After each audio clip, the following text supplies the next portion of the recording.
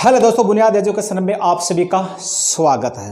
दोस्तों आज वाला मैं जो चैप्टर वो प्रोटीन वाले चैप्टर है, तो मैंने कल बताया था कि पार्ट 2 है प्रोटीन वाला और वेरी इंपॉर्टेंट है।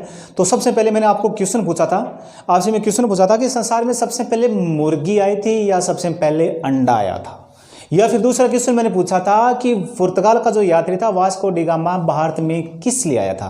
और इन दोनों क्वेश्चनों का जवाब मैं आज शुरुआत में आपको इस वीडियो को दे रहा हूं। और अंत में क्वेश्चन फिर मैं 2 क्वेश्चन पूछ रहा हूं दोस्तों, वो भी मेरे कमेंट बॉक्स में हर चीज़ मेरे को बताना। और इसके अलावा दोस्तों मेरा आप इंस्टाग्राम जो है उस पर फॉलो कर सकते हो, उस पर मुर्गी वाले जो चैप्टर का उसका पूरा इंग्लिश में लिखा हुआ आपको आंसर मिल जाएगा। सबसे पहले देखिए दोस्तों, अपन मुर्गी के बारे में बात करते हैं कि सबसे पहले संसार में मुर्गी आई थी या अंडा आया था। तो सबसे पहले अपन मुर्गी के अंडे के बारे में बात करते हैं कि जो मुर्गी का जो अंडा है, मुर्गी का जो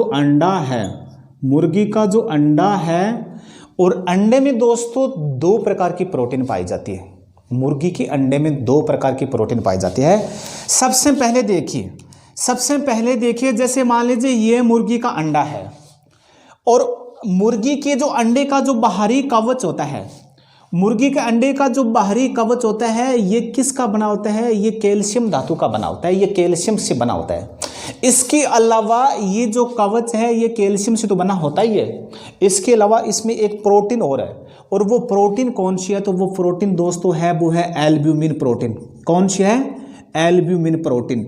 और एल्ब्यूमिन प्रोटीन ये अंडे में पाई जाती है, सीधा सा क्वेश्चन पूछा जाता है, ठीक है ना। ये इसके ऊपर वाला भाग।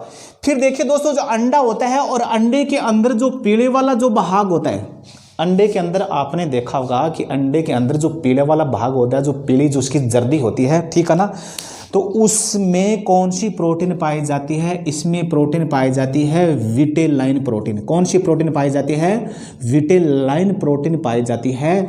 और इन दोनों प्रोटीनों का जो निर्माण कौन करती है? दोस्तों मुर्गी ही करती है। मुर्गी के अंडे में इसका निर्माण होता है और इससे वैज्ञानिक प्रमाण हमें मिलता है कि सबसे पहले मुर्गी आई थी और मुर्गी के बाद में कौन आया था? अंडा आया था। और इसका हमें जवाब मिल चुका है। और इसके अलावा मैंने आपको बताया था कि जो मेरे इंस्टाग्राम जो चैनल है और उस पर आप फॉलो कर सकते हैं मेरे को, ठीक है। तो दोस्तों आपको याद रखना जो एल्ब्यूमिन प्रोटीन है, जो विटामिन प्रोटीन है, ये आपको याद रखना मुर्गियों के अंडों में पाई जाती है। और सबसे पहले संसार में मुर्गी आई थी, अंडा पहले नहीं आया था, ठीक है ना। और मुर्गी के बाद में अंडा आया था।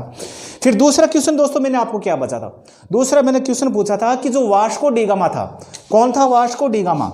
दूसरा क्वेश्चन मैंने आपको बताया था कि दूसरा था वास्को डी गामा। और यह वास्को डी गामा कहाँ का यात्री था? ये दोस्तों पुर्तगाल का यात्री था। और ये भारत में सबसे पहले केरल के कालीकट बंदरगाह पर पहुंचा था। सबसे पहले वहाँ का केरल का जो शासक था वो जमोरिन था और जमोरिन ने इसका स्वागत किया था। वास्को डी गामा को भारत में कौन सी ऐसी चीज का पता चला था और इसलिए वो भारत आया था? जो यूरोप से चलकर वो भारत आया था, कुछ न कुछ तो रीजन था किस लिए आया था, या उसमें भारत किसके लिए प्रसिद्ध था।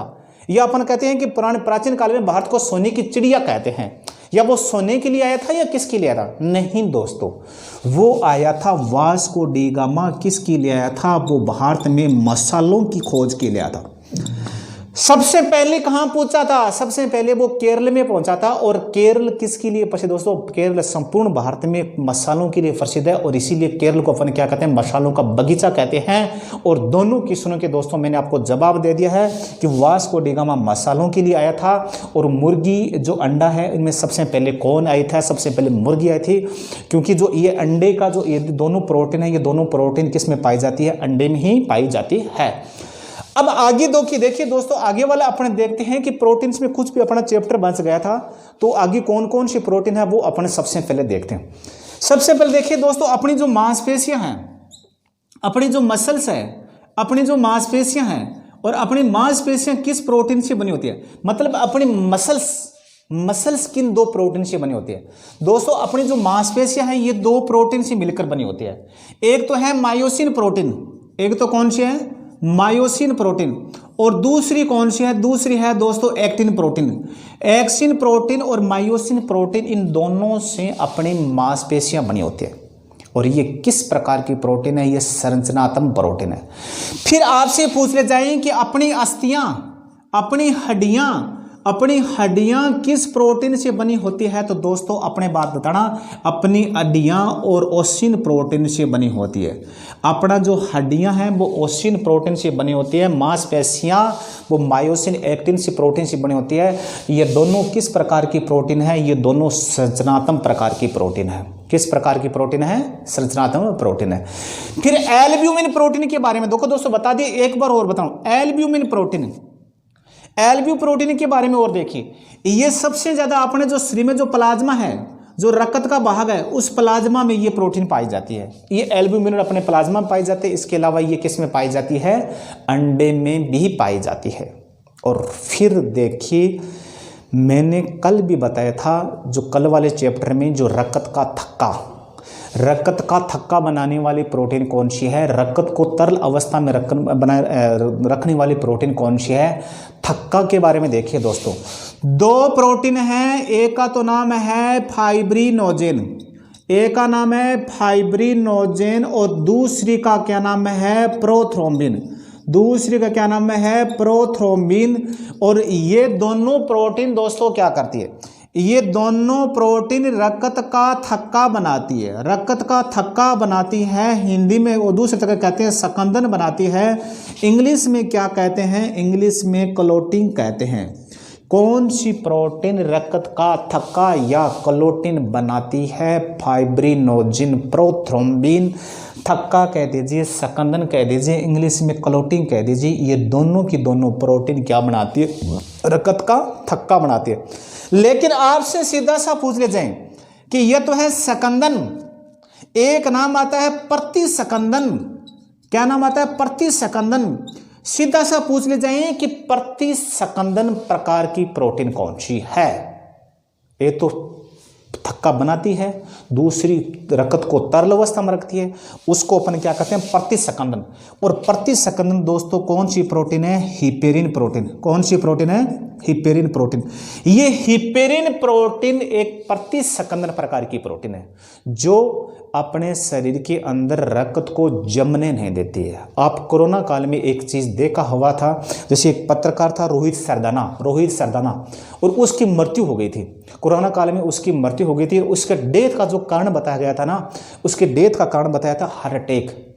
और हार्ट अटैक कैसा हुआ था दोस्तों? उसमें क्या हुआ था कि इसमें कोरोना के इलाज के दौरान क्या हुआ था, इसमें कोई ये जो हिपेरिन प्रोटीन नहीं दी गई थी, और हिपेरिन प्रोटीन नहीं देने से उसमें खून, शरीर के अंदर खून का थक्का बन गया था। मतलब ये प्रोटीन है ना, ये प्रोटीन इसका खून का थक्का शरीर के अंदर बन गया था। ये खून का थक्का बनने से रोकती है शरीर के अंदर। हिपेरिन प्रोटीन अपने शरीर के अंदर खून को तरल अवस्था में रखती है, लिक्विड अवस्था में रखती है, ठीक है ना।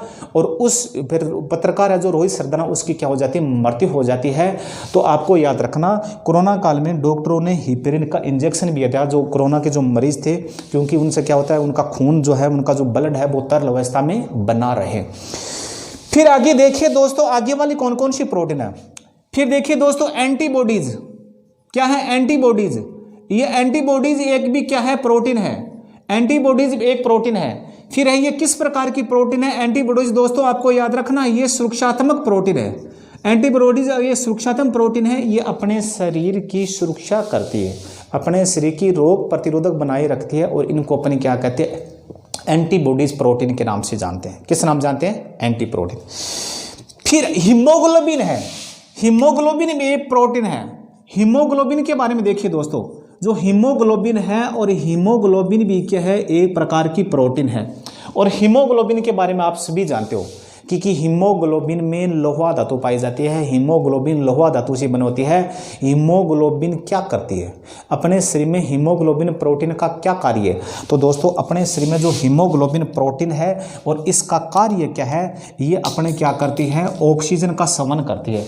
ये हीमोग्लोबिन प्रोटीन क्या करती है? अपने शरीर की हर कोशिका तक ऑक्सीजन पहुंचाती है। कौन सी प्रोटीन पहुंचाती है? तो आपको याद रखना, हीमोग्लोबिन प्रोटीन पहुंचाती है। कौन सी प्रोटीन हो जाएगी? हीमोग्लोबिन प्रोटीन ये पहुंच जाती है।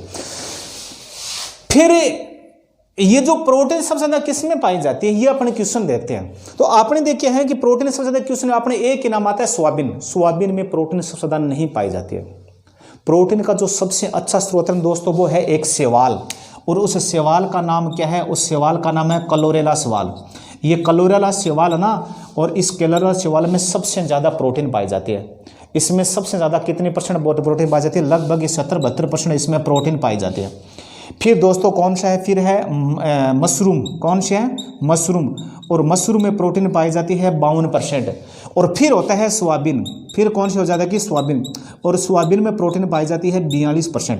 लेकिन अपन क्या पढ़ रहे हैं कि सोयाबीन का सबसे नहीं, प्रोटीन का सबसे अच्छा स्रोत सोयाबीन है। सोयाबीन नहीं है, प्रोटीन का सबसे अच्छा स्रोत क्लोरेला शैवाल है। अंतरिक्ष यात्री क्या करते हैं? जब अंतरिक्ष में जाते हैं ना, जब अपने साथ क्या करते हैं? ये क्लोरेला शैवाल रखते हैं और इसको भोजन के रूप में क्या करते हैं? इसका उपयोग करते हैं। और अपना देखिए दोस्तों, ये जो वीडियो है अपने दोस्तों को ज़्यादा से ज़्यादा शेयर करिए। और जो अपना YouTube चैनल है और इसके बारे में आपको हर दोस्तों को बताइए। और मेरा जो कमेंट बॉक्स में आप ज़रूर बताइए कि मेरे अपने जो चैप्टर का रेस्पॉन्स कैसा रहा। और कमेंट बॉक्स में या टेलीग्राम चैनल पे हर चीज़ का मेरे से जवाब मांगिए तो हर तरीका मैं आपका जवाब दूंगा। जय हिंद, जय भारत दोस्तों।